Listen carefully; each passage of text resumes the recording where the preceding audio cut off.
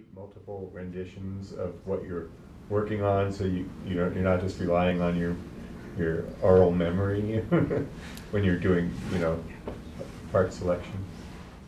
I'm not sure I completely understand the question. A combination of parts, you have a sense in your mind what it sounds like. You go 5 steps down the road, and how do you know that you're, I mean, do you have a good I oral just memory? know. You just know when it's right. Yeah, but you don't keep like, oh, here's one configuration I think I like, and I'm going to build another one and put them, A/B them. Sometimes I do that, and sometimes I'll build multiple iterations of a thing. Oftentimes a circuit, or when I'm in the developmental stage, and I'll have my partner set those up for me, and so then I'll go listen and do what is essentially a blind test, where I'll have him switch them and I won't know which one I'm hearing, so that my judgment is not colored by what I think is which one I think is going to work the best or something like that. I'll just listen to the result and based on my judgment pick the one I think is going the right way for me. Okay, now some of you brought music with you tonight, right? I know you brought some albums. Yes, sir? Could you give a brief description of all the other associated equipment? Yes, and in fact, Gary, would you help me out with this? Gary Coe, I hope you folks know Gary of Genesis Advanced Technologies. He's one of your really important resources that you've got here with the club. And a lot of this equipment has been provided by Gary. These are Genesis 7.2F loudspeakers. This is a model that incorporates an amplifier for the woofer system. These amplifiers are also Genesis Audio monoblocks. Very high powered in this case. They are 1,400 watts. These provide the current that drives the double mid-range and tweeters, and the signal then is tapped off of that for the woofer, but it's got its own 300 watt amplifier? 180 for the woofer section of the speaker. So it's sometimes called a semi-active or partially active speaker.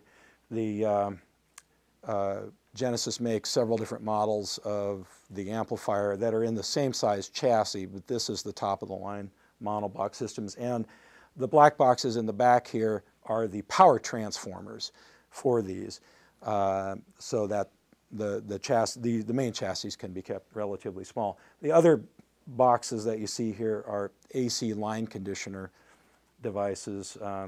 That is an Isotech, Titan. No, that company is out of business, sadly, but all of the cables here are from Genesis as well, or I should say Absolute Fidelity, which is a subdivision.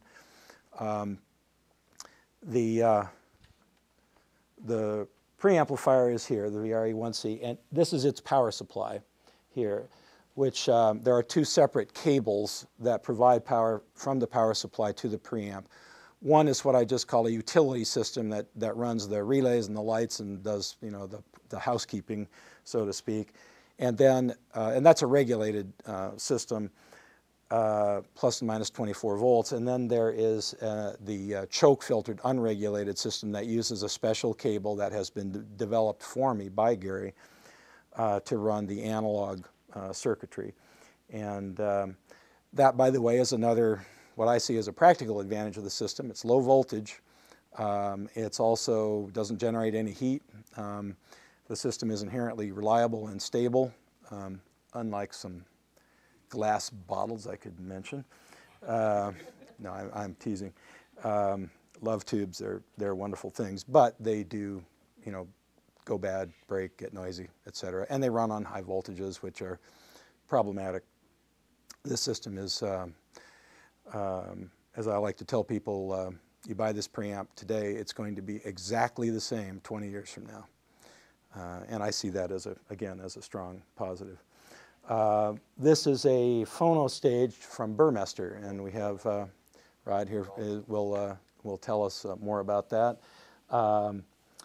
The Roxanne turntable, its power supply, a DAC from a company called M2 Tech. That's the Young, M2 Tech Young, and another Isotech AC line conditioner down there. This is a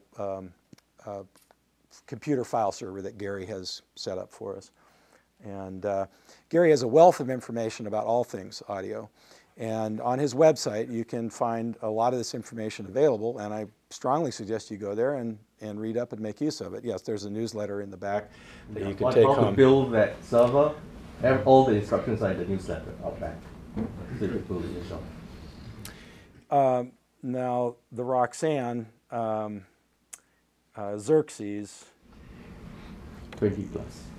I'm sorry, 20 plus. Okay, and the tone arm? The Archimedes tone arm. Also from Roxanne? Yes. Okay. And the cartridge is Micro Magic Magic Diamond, but it's kind of modified. It's a Micro Magic Diamond, but it's got a change cantilever. It's got a solid one-piece ruby cantilever with an optimized contour stylus, and it's modified to slightly lower compliance. What's that? Soundsmith. It's done with Soundsmith, yeah. Yeah. And that's, by the way, that's being run in a balanced configuration into the Burmester phono stage. Let's see, we do have, we're going to be listening primarily to vinyl. We do have files that we will be playing as well. And we can play CDs as well, so if any of you have brought CDs, etc. Would you like to say a word about the phono stage, Rob? This is Burmester. I'm from Burmester, Rob. We are a small bespoke manufacturer based in Berlin. And I think the simple thing is Gary liked it so much he bought it. If you have any questions afterwards, let's listen to some music. All right. Thank you so very much for coming. Once again, I'll be in the back here if anyone has any other questions for me, anything you'd like to discuss, I'll be happy to chat with you.